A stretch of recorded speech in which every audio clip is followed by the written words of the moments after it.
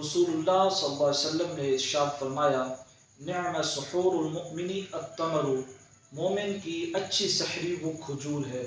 تو اس حدیث مبارکہ میں سحری میں کھجور کھانے کو اچھی سحری اور بہترین سحری قرار دیا گیا ہے۔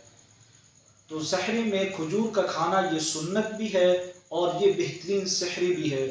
بعض احباب یہ کہتے ہیں کہ ہمارے لیے صرف سحری میں کھجور پر اکتفا کرنا یہ کافی نہیں ہے اور مشکل ہے، تو ان کے لیے اس حدیث پر عمل یوں ہوگا کہ وہ پہلے کچھ سحری میں کھا پی لیں اور اس کے بعد وہ آخر میں چند کھجوریں کھا لیں۔